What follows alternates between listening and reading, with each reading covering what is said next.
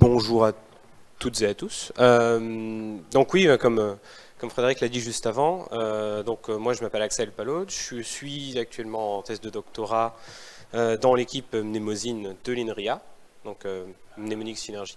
Donc on va faire ce qu'on appelle des neurosciences computationnelles, et moi en particulier, ce qui m'intéresse et le travail du groupe dans lequel je travaille, c'est l'apprentissage humain, et donc je travaille dans une équipe qui s'appelle ED, pour Artificial Intelligence Devoted to Education.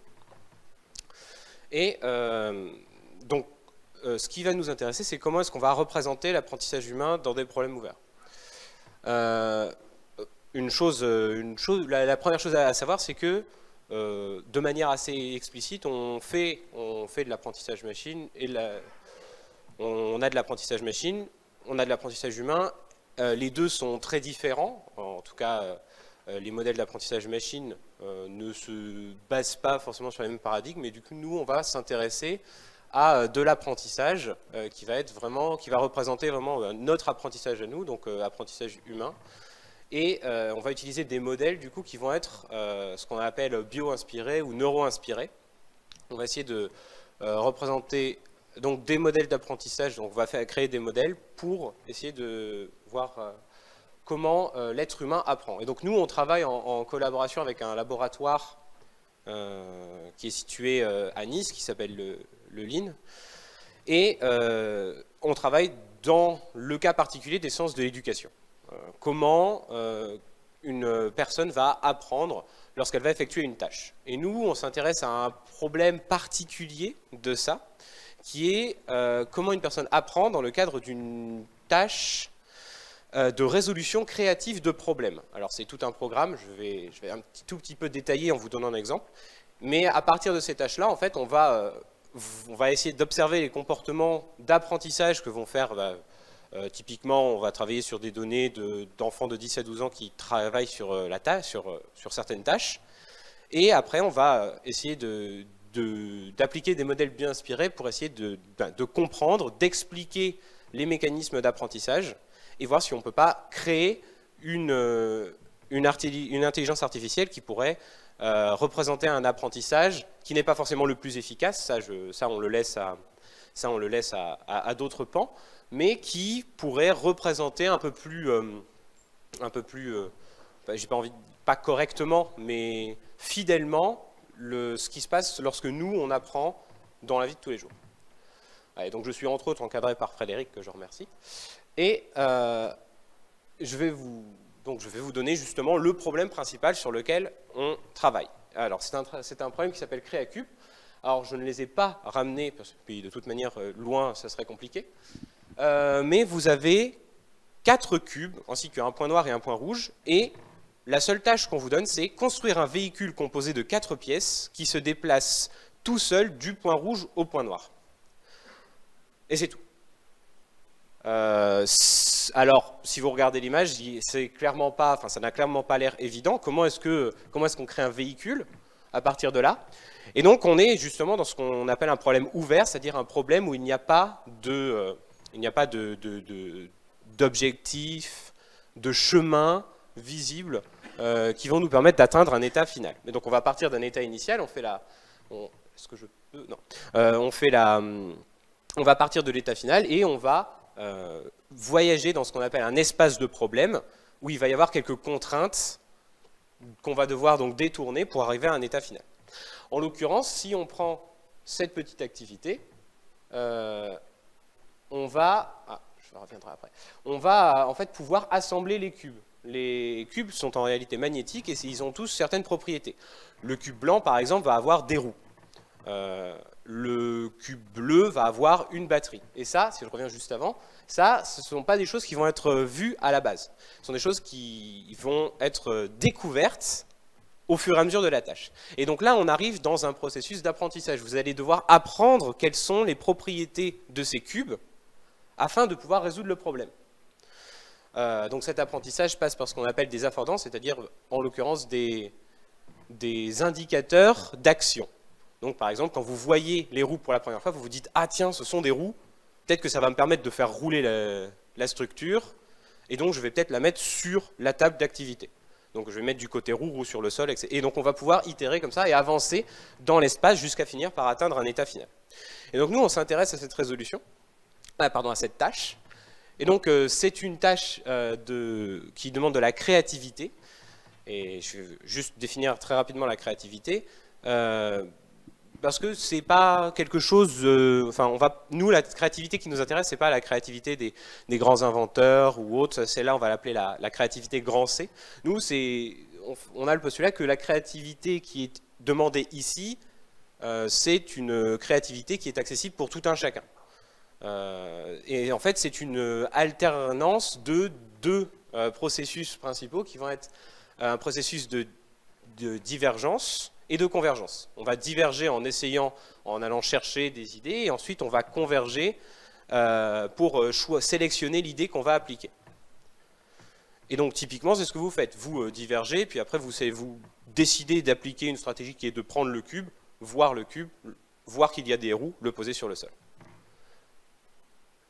Alors on peut représenter l'évolution de l'exécution de la tâche, ça c'est un travail qui a déjà été fait justement avec le Lean. On va représenter les différentes grandes catégories d'actions. On va écouter les instructions, regarder les cubes, les manipuler, les assembler, jusqu'à avoir une solution qui va être fonctionnelle et qui signera la fin de l'activité. Et ça nous intéresse parce que est-ce que ce graphe orienté de l'exécution de l'activité, est-ce qu'il va nous permettre de représenter notre comportement dans des problèmes ouverts d'une manière générale? Parce qu'on s'intéresse à la tâche spécifique qui s'appelle CréaCube, mais les problèmes ouverts, c'est quelque chose que vous allez utiliser fréquemment autour de vous. Alors, un exemple tout simple, c'est vous avez perdu vos clés, voilà, tâche, retrouvez vos clés. Bon, vous pouvez, donc là, vous allez diverger, chercher par exemple, réfléchir aux différents endroits où vous avez pu paumer vos clés, et vous allez converger, dire ah bah, c'est sûrement perdu au niveau de la porte d'entrée, j'ai dû laisser les clés sur la porte, vous allez aller voir jusqu'à la porte et elles y sont. Parfait. Voilà. Donc, alors, ceci semble quand même très spécifique à notre tâche, mais on va pouvoir du coup représenter des cycles d'évolution de la tâche, donc, que vous pouvez voir juste du côté droit, où en fait on va percevoir, interpréter la situation, déterminer une intention, se fixer un objectif qu'on va appliquer pour faire évoluer l'état de la tâche. Donc, on voit les cubes, on se fixe l'objectif de les manipuler pour les observer et de les assembler, on les assemble et après on voit ce que ça donne. Et donc tout ça, tout ce que je vous ai dit, ça, on va pouvoir en générer des données sur la tâche qui va être effectuée. Et on va récupérer ce qu'on appelle donc un ensemble d'observables, qui vont être toutes les données d'observation qu'on va pouvoir récupérer à un instant T. Donc par exemple, vous en êtes au tout début, tous les cubes sont désassemblés, et vous êtes en train d'écouter les instructions. Et au fur et à mesure, on va activer certaines observables et en désactiver d'autres. Quand vous allez avoir une structure complète, vous ne serez plus dans le cas où les 4 cubes sont détachés. Et au fur et à mesure, vous allez activer les affordances, donc par exemple découvrir les roues, découvrir les magnettes, le bouton, etc. etc. Et donc ça va nous permettre d'avoir une séquence de l'activité. Donc cette séquence, c'est voilà, on commence à T0, on manipule les cubes et à la fin on a une structure finale. Donc là par exemple la personne que vous voyez sur l'image, elle a fait une sorte de T inversé avec les roues au centre et la figure avance toute seule du point noir au point rouge, donc on a gagné. Et donc ça on peut le représenter, on peut essayer de représenter l'évolution de la représentation mentale de l'apprenant. Donc quand vous êtes dans l'activité, vous commencez avec une conception de base et vous allez mettre à jour la représentation de l'activité au fur et à mesure de vos actions. Et donc, comme on peut effectuer l'évolution, on peut déterminer une distance d'édition dans la représentation. On va avoir, voilà, on a une représentation de base, on appuie sur le bouton on et là, tout d'un coup, paf, la structure se met à bouger. Donc on va changer notre représentation mentale qui dit que, et on va se dire que quand le bouton est allumé, ça bouge. Voilà. Et donc bon, là on a changé 2 états, on va avoir une distance de 2. Alors on va y revenir parce qu'on peut bien évidemment compliquer la chose. Donc tout ça, ça nous donne une séquence de plein d'observables et ça va nous donner des trajectoires dans ça va nous donner des trajectoires dans l'exécution du problème. Et ça va nous intéresser parce que on va chercher à savoir s'il y a des comportements ou des stratégies qui vont être récurrentes à travers les différentes personnes qui vont effectuer l'activité. Est-ce que la plupart des gens vont effectuer une stratégie je sais pas, de essai-erreur, ils vont réunir les 4 cubes d'un coup, voir si ça marche. Là, ils ont fait 4 cubes les uns sur les autres, et d'un point de vue équilibre, ça ne marche pas, la structure tombe, ils modifient. Donc ils peuvent faire de l'essai-erreur, ou alors ils vont décider de faire une observation systématique, ils vont prendre tous les cubes, les observer, essayer de bien comprendre leurs utilités, et ensuite ils vont faire une seule activité, une seule structure qui sera finale et fonctionnelle. Donc ça, on va justement essayer de créer de déterminer ces stratégies, ces groupes de stratégies. Et donc pour ça, on va utiliser plusieurs méthodes, et je vais vous en détailler 2, qui sont les modèles de Markov caché et le clustering de trajectoire. Alors je vais commencer par vous parler assez rapidement des modèles de Markov caché, parce que ce n'est pas moi qui les applique, comment dire, enfin, je travaille dessus, mais je ne fais pas l'application directe. Donc on va commencer par celui-là. Je vais juste vous donner un petit exemple pour essayer de vous faire voir le principe. Donc on a un modèle de Markov caché. En fait, on va avoir un ensemble d'états qui vont être observables. Voilà, si ça vous dit quelque chose par rapport à ce qu'on a vu juste avant, c'est normal. On va pouvoir observer dans cet exemple, est-ce que la personne à qui on parle est contente ou pas contente. Et à partir de si elle est contente ou pas contente, on va essayer de savoir quel temps il fait dehors. Bon, ce n'est pas forcément quelque chose d'immédiat, mais on va avoir donc les états cachés qui sont le temps qu'il fait dehors, et en fonction du temps qu'il fait dehors, on va avoir une certaine probabilité que la personne soit triste ou joyeuse. Et donc, ce qui se passe, c'est qu'à partir des simples états observables, on va générer 3 états, parce qu'on sait qu'il y a 3 types de temps, et on va essayer de faire en sorte d'itérer pour obtenir les différentes probabilités entre les états cachés et les états observables. Donc, ce qui va se passer, c'est que dans notre cas, les observables, ce sont l'ensemble des observables que je vous ai rapidement montré tout à l'heure. Et à partir de ces séquences-là, on va générer un ensemble d'états. Donc, supposons on va en créer 3. Et le modèle de Markov caché va itérer pour générer les probabilités qu'on soit dans tel état caché quand on est à tel moment de la séquence d'observation. Et donc, on va obtenir par exemple celui-ci. Et avec la distribution de probabilité, on peut éventuellement essayer d'interpréter ces états cachés. Alors, est-ce que ça va être utile ou pas? Pas nécessairement. Je vous donne juste un petit exemple de genre de résultat qu'on peut retrouver. Si vous vous replongez sur le petit ensemble d'états que je vous avais montré tout à l'heure, donc écoutez les instructions, regardez les cubes, etc., etc. Donc on va initialiser aux 6 états cachés, et ces états cachés vont être associés aux différents éléments de la séquence. Bon voilà, quand on est dans l'état TK, en fait, il y a de fortes chances qu'on on soit en train d'assembler les cubes plutôt que d'écouter les instructions. On peut écouter les instructions, mais on va avoir une probabilité de 30% par exemple d'être dans cet état-là. Et avec la suite de la séquence, on va pouvoir essayer de déterminer quelle est la séquence dans les états cachés la plus probable qui correspond à la séquence dans les états visibles. Donc ça, on va le prendre à l'envers, on récupère la séquence d'observables et on essaye de déterminer la probabilité de toutes les séquences possibles des états cachés, voir quelle probabilité ça nous donne à la fin et regarder la plus grande probabilité. Et donc ça, là en l'occurrence, j'ai repris ces 6 états cachés-là, mais on peut les initialiser à rien. On va initialiser par exemple 4 états cachés, parce qu'on pense qu'il n'y a que 4 types de comportements, de stratégies dans l'activité.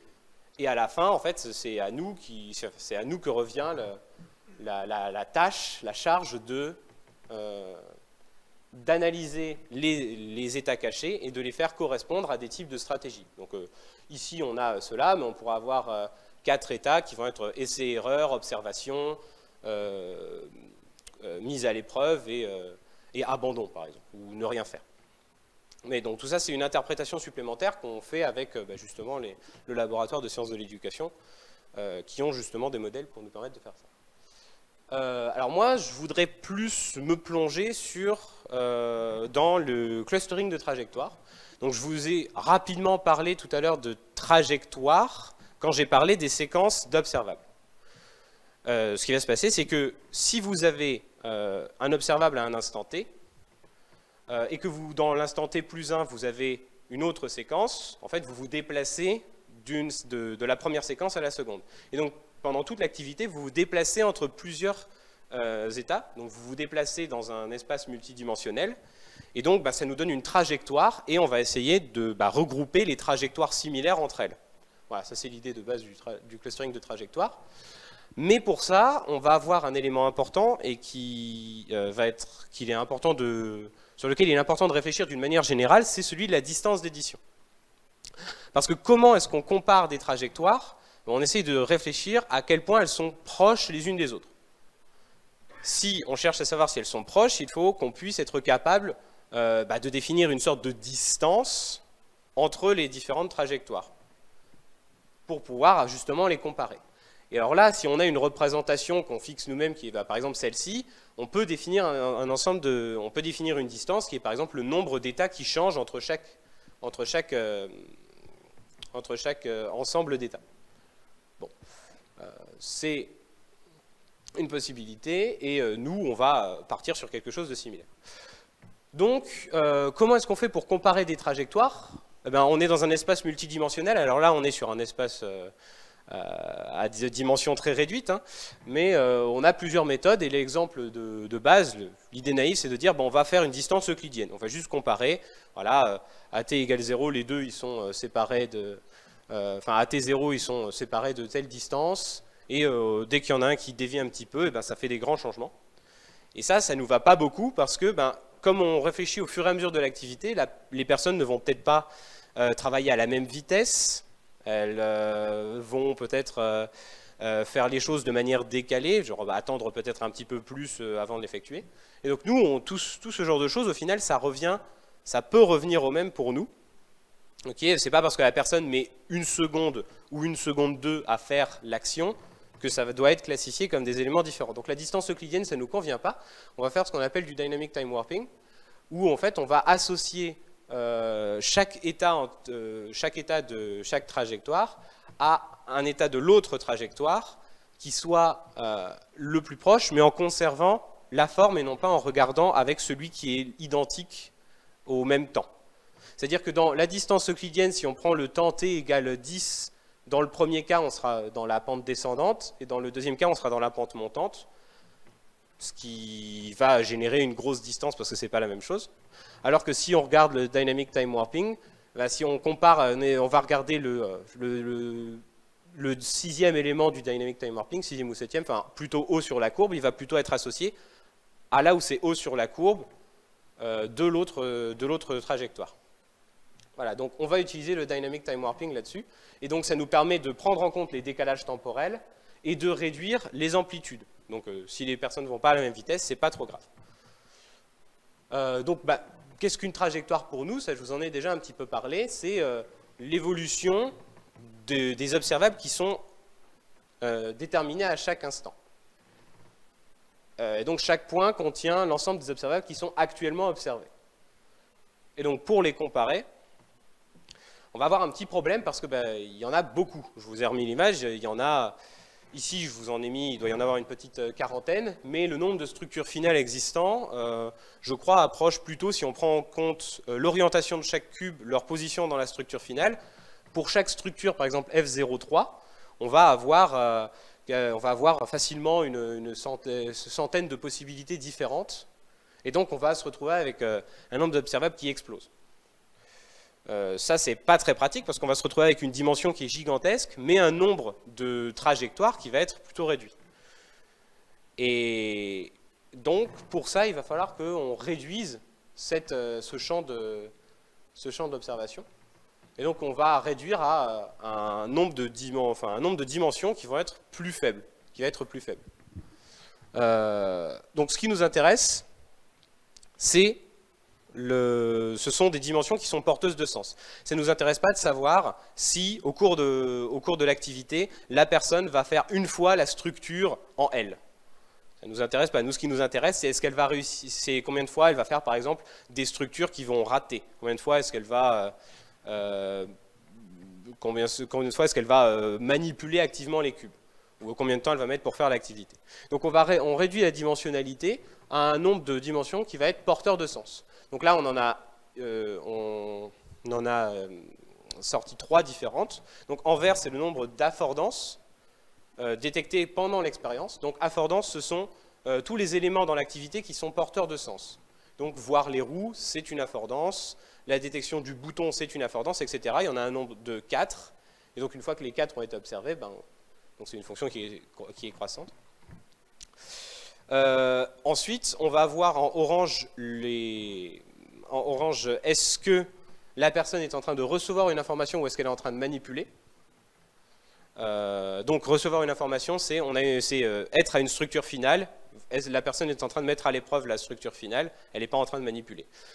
Et en bleu, le nombre de problèmes qui sont en cours de résolution. Si je reprends mon exemple, un certain nombre de problèmes ont été catégorisés pour cette activité. Il y en a 11, qui contient par exemple celui de la gravité.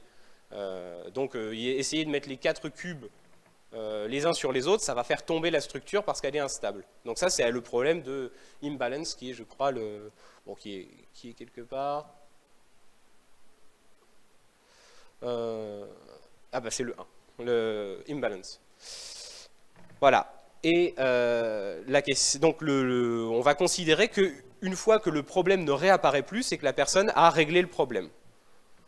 Et donc, on va s'intéresser à la première et la dernière occurrence de chacun des problèmes, et ça va nous donner un nombre de problèmes en cours de résolution. Et donc, on va se retrouver avec des séquences qui vont être représentées complètement différemment via ces 3 courbes. Là, pour donner 2 exemples, l'exemple du haut, c'est quelqu'un qui va identifier les affordances. À chaque fois qu'elle va identifier les affordances, elle va manipuler les cubes pour générer une structure finale qu'elle met à l'épreuve. Elle va avoir un petit problème qui va être réglé et l'activité est terminée. Par contre, la personne du dessous, elle va voir toutes les affordances dès le début, mais ça ne veut pas dire qu'elle va les interpréter immédiatement. Et donc, elle va manipuler longuement, elle a plusieurs problèmes qu'elle va régler au fur et à mesure avec plutôt quelques difficultés, jusqu'à arriver à la structure finale. Oui. Jusqu'à arriver à la structure finale qui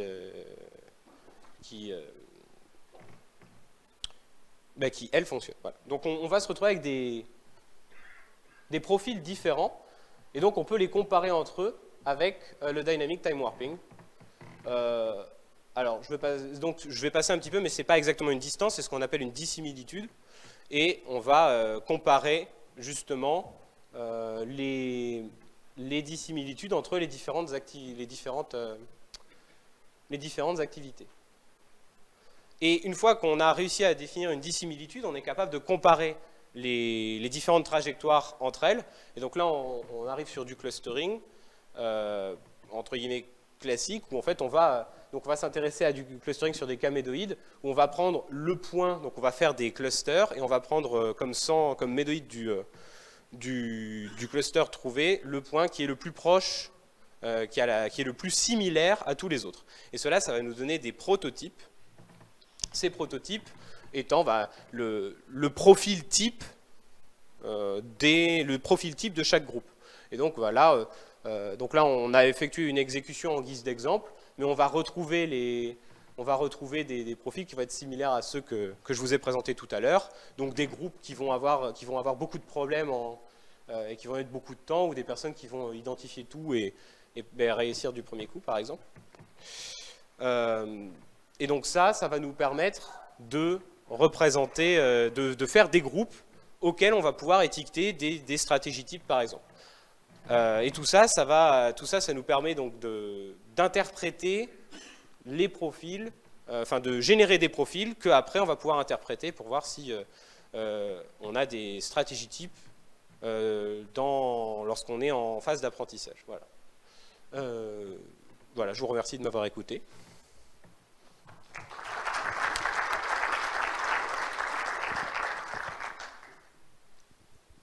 Est-ce qu'il y a des questions ?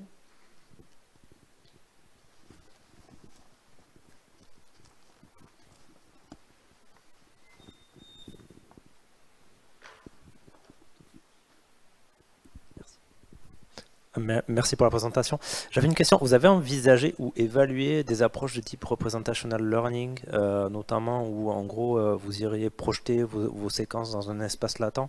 Typiquement, ça avait l'air d'être modélisable avec des graphes. Donc, utiliser des architectures de type GCN, projeter ça dans un espace latent, ça réduirait. Enfin, il y a d'autres problèmes qui vont se poser, mais du coup, j'ai l'impression que du coup, ça simplifierait beaucoup le clustering par la suite. Alors. C'est tout à fait envisageable. Alors non, on ne l'a pas fait parce que on se retrouve avec un corpus qui va être on a un corpus qui est très difficilement exploitable.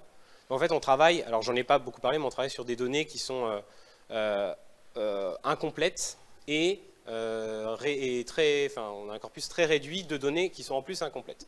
Donc c'est difficile d'appliquer ce genre d'éléments là-dessus. Typiquement, on a que là dans celles que je vous ai présentées, on a sur toutes les observables qui pourraient représenter toutes les activités, on a que les structures finales, les affordances et les problèmes. Donc là, on a travaillé là-dessus, mais on aimerait avoir l'évolution des cubes en main, par exemple. Donc tant qu'on n'a pas toute cette représentation, c'est difficile d'appliquer ce genre de choses. Là, on est plus sur une phase exploratoire où on va essayer du coup de faire des allers-retours pour identifier ce qui va le mieux. D'accord. Pour info, quand même, ces encodeurs, il y a quand même moyen en semi-supervisé de, même si vous avez à la base faiblement de données pour faire le clustering, je pense qu'il y a quand même des approches où vous pouvez vous en sortir. Oui, mais enfin, on voudrait en appliquer, mais en fait, fixer les observables, c'est le point bloquant pour nous. D'accord, merci. Est-ce qu'il y a une autre question ?